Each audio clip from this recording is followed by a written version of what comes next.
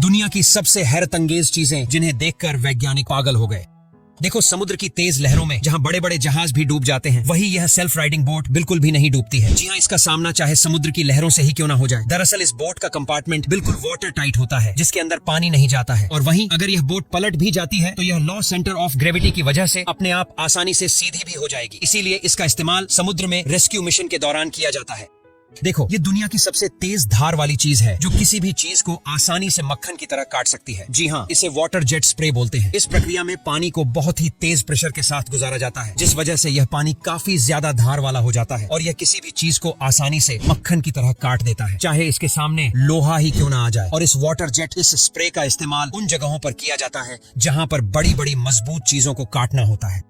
चीन में शुतुरमुर्ग को बड़े पैमाने पर पाला जाता है क्योंकि वहाँ पर इसके मांस और इसके अंडों के बहुत ही चाव से खाया जाता है। लेकिन शुतुरमुर्ग को खाने के अलावा कुछ लोग इनका इस्तेमाल अपनी सवारी के तौर पर करते हैं। जी हाँ, चीन में कई ऐसे लोग हैं जो शुतुरमुर्ग को अपनी सवारी के लिए ही पालते हैं। और वहीं चीन में इन शुतुरमुर्ग की रेस भी होती है। जी हाँ, चीन में इनके ऊपर इंसान बैठकर इनको दौड़ाते हैं, जहां दुनिया भर की पुलिस कार या फिर मोटरसाइकिल का इस्तेमाल करती है। लेकिन वहीं ब्राजील की पुलिस इस तरह से भैंसों के ऊपर राइड करती है। दरअसल ब्राजील में कई ऐसे आयरलैंड है जहां पर कीचड़ काफी ज्यादा है, इसलिए वहां पर कार या फिर मोटरसाइकिल को चला पाना लगभग नामुमकिन है। इसीलिए वहां की पुलिस इस तरह के भैंसे का इस्तेमाल करती है जो दलदल में बिल्कुल भी नहीं फंसते हैं और आसानी से चलते हैं, और इससे वहां पर प्रदूषण भी नहीं होता है। इसके अलावा ब्राजील में इन भैंसों की संख्या भी काफी ज्यादा है, इसलिए वहां की सरकार ने इनको पुलिस की सवारी बना दिया।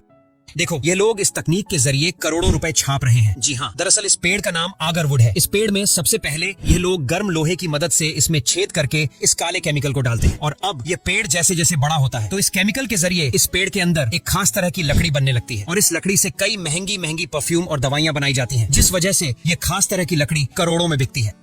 अजीब सी दिखने वाली चीज को अमेरिका के लोग दबाकर खाते हैं। दरअसल यह समुद्र में पाई जाने वाली एक तरह की एल्गी है जिसे केल्प कहते हैं। जी हाँ, यह समुद्र के गहराई में पाई जाती है, जो कभी कभी 1 मीटर से भी ज्यादा लंबी हो जाती है। इसके अलावा इस सुपर फूड में कई तरह के न्यूट्रिएंट्स पाए जाते हैं जो हमारी बॉडी के लिए काफी ज्यादा फायदेमंद होता है। और यह अमेरिकन लोग इस कल्प को कच्चा खाने के साथ साथ इसके कई तरह के भोजन भी बनाकर खाते हैं, और इनका मानना है कि इसे खाने से हमारे शरीर में ताकत आती है।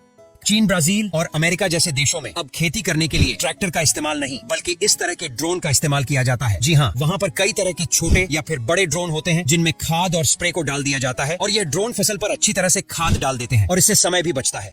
देखो, ये ट्रेन बफर स्टॉप जो कि 5 किलोमीटर की रफ्तार से चलने वाली ट्रेन को रोकने का काम करता है। जी हाँ, जब भी किसी भी ट्रेन के ब्रेक फेल हो जाता है तो फिर उस ट्रेन को इसी ट्रेन बफर के सिस्टम से रोका जाता है। और आपको बता दें, यह ट्रेन को तभी रोक पाता है जब ट्रेन की स्पीड 5 किलोमीटर प्रति घंटे से भी कम हो, वरना यह ट्रेन को बिल्कुल भी नहीं रोक पाएगा, वह बड़ा हादसा भी हो जाए।